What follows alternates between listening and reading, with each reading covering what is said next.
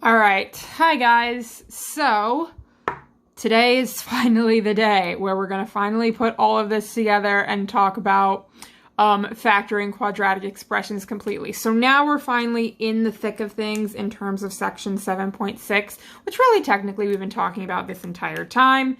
But it's basically putting all of these things together. I am going to fix this up a little bit before the digital copy of these notes go up on Classroom.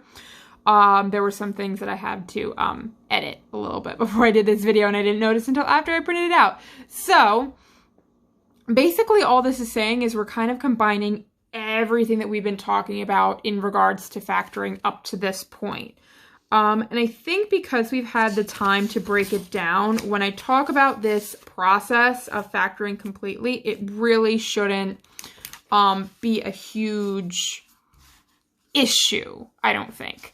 So as I've been trying to stress for the last several days, you always have to check to make sure if there's a GCF, and if so, you have to factor it out first. And then it depends on how many terms that are left, how many terms are left in your polynomial. And then it's just always a matter of factoring if possible. So as we've seen, not every single polynomial is factorable, all right?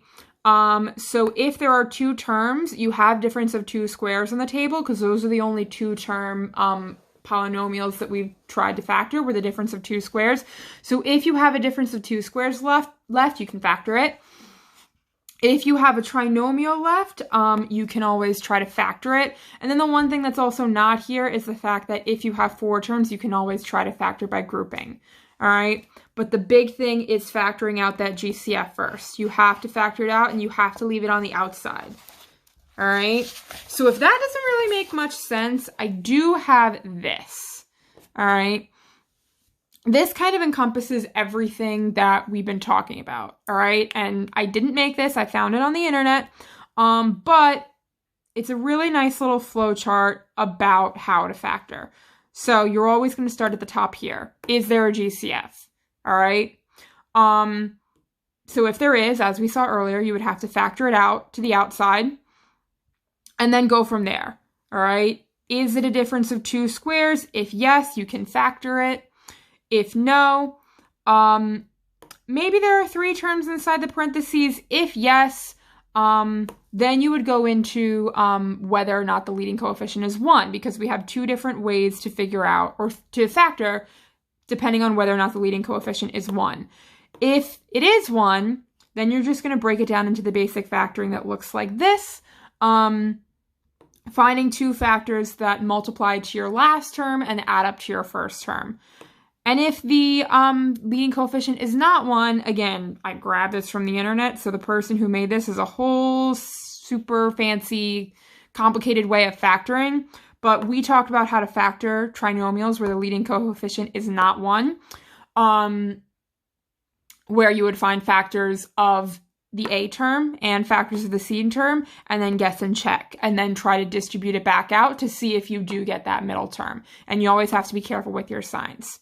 If there's not three terms, again, I pulled this from the internet. So like I said, if there are four terms, you can always try to factor by grouping, which we did talk about very recently. So just be aware of that is also a possibility. All right, so I don't think we're going to do every single one of the problems that are in this presentation just for the sake of time, because there's a lot in here and there's a lot of repeats in terms of the skills that you would need. But we'll definitely do this one. You always, always, always have to check for a GCF first. So are 5 and negative 80 both divisible by the same thing? Absolutely. They're both divisible by 5. So when you do that, you're left with 1, and negative 80 divided by 5 is negative 16. There's no variables in common, so our GCF is just going to be 5. And you're left with v squared minus 16. So really great start, but this is a difference of squares problem because you have the subtraction sign, even exponent, and this every coefficient you see is a perfect square. So we are going to continue to break this down into two binomials. V squared breaks down into v and v, and then 16, again, because it's a difference of two squares, the whole reason why we're doing this is because 16 is a perfect square. It's 4 and 4. So those are the numbers that are going to go in here. And to continue to follow the difference of squares pattern, one of these signs has to be positive and one of them has to be negative. And you have to remember that GCF at the beginning. And that's going to be your final answer. All right. I think I answered this other times throughout this week and last week, but how would you check your answer for something like this? Well, my suggestion is to go backwards in terms of the order that you did things. So since we broke these binomials down last, we're going to FOIL these just these two binomials, the v plus 4 and the v minus 4, we're going to FOIL them out first. So v times v is v squared. V times negative 4 is negative 4v. 4 times v is positive 4v. And 4 times negative 4 is negative 16. So what happens? Negative 4 and 4 cancel out, so you are left with v squared minus 16. We still had that 5 out in front, so we're looking pretty good. And then we just have to distribute the GCF back in. 5v squared and negative 16 times 5 is negative 80, which is exactly the polynomial that we started with. So we're good on that. But this is still the answer that we want, all right? Everything else afterwards is just the check. Okay?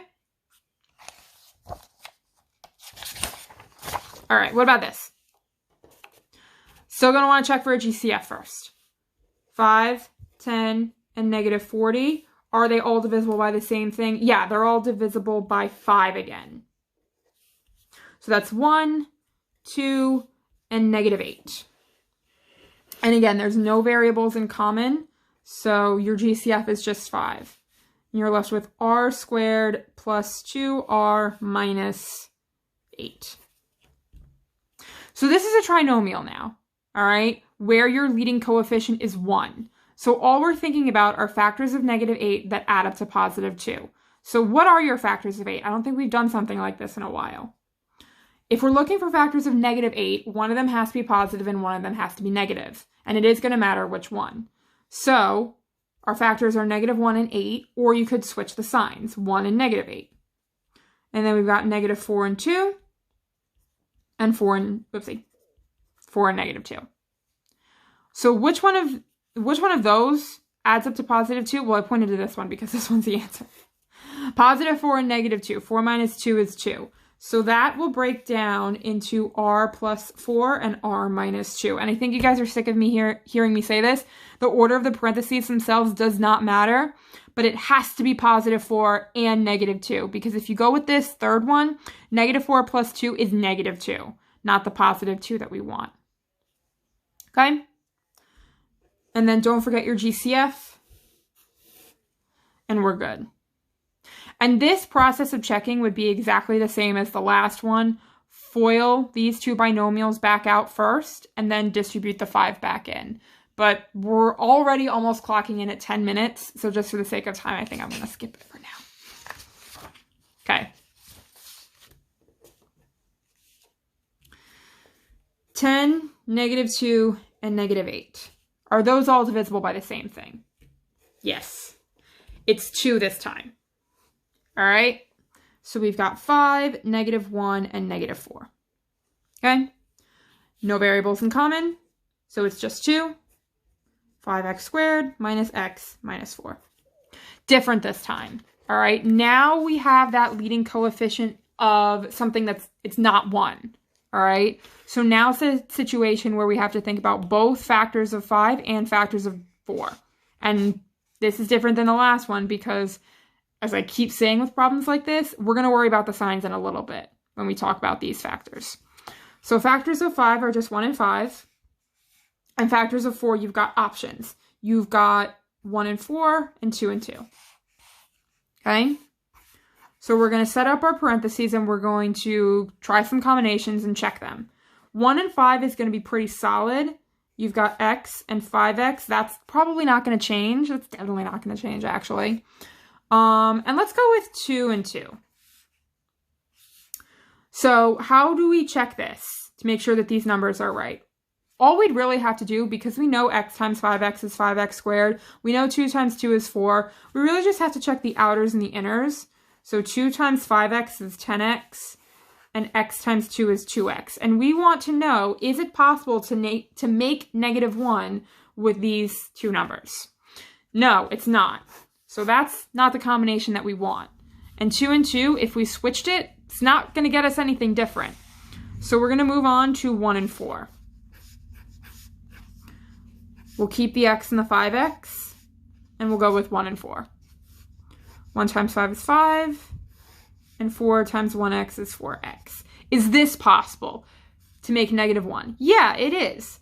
If the 5 was negative and the 4 was positive, -5 plus 4 is -1. So that's it. And then it's just a matter of placing our signs. Well, if this is negative, the negative is going to go here, and the positive is going to go here. And the only other thing that we have to worry about before we box this off is we took out a GCF at the very, very beginning. So we just have to make sure to tack that back on.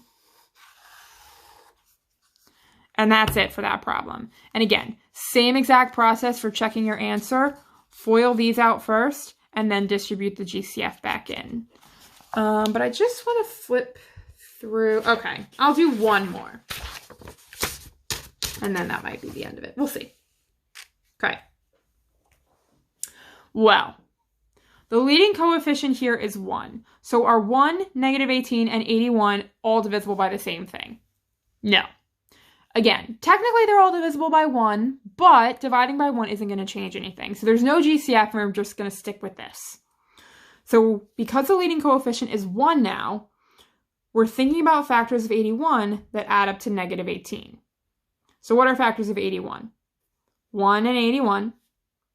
Make them both negative. 9 and 9. Make them both negative. I think 81 is divisible by 3. Yeah, it is. 3 and 27. Make them both negative. That might be it. Okay. 5 probably isn't going to work. Nope.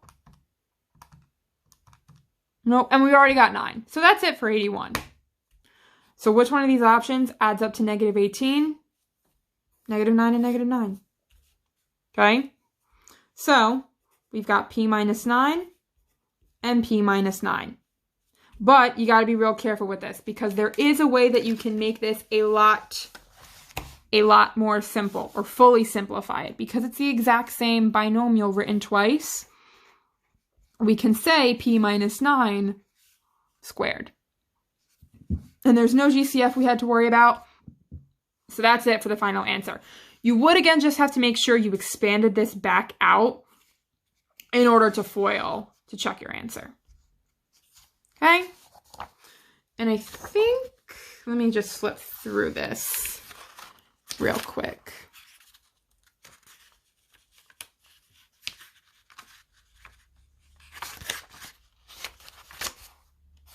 All right, you know what? I think I'm going to do one more and then call it. So, again, we're going to check for a GCF first. 18 and -8, those are both divisible by something. They're both divisible by 2. So that's 9 and -4. Okay? No variable in common, so the GCF is just 2. 9n squared minus 4. And this is another difference of squares problem. Subtraction sign, even exponent, both coefficients are perfect squares. So we can factor it. N squared we know breaks down into n and n, but we do still have to worry about this 9 coefficient. 9 is a perfect square, that's 3 and 3. So 3n and 3n. 4 we saw earlier is 2 and 2. And one's got to be positive, one's got to be negative. Don't forget about your GCF. And we are done. Same thing. You're going to be sick of me saying this. Foil these first, and then distribute the GCF if and when you go in and check your answer. All right? So I will do the rest of these problems and post them just in case you guys need them.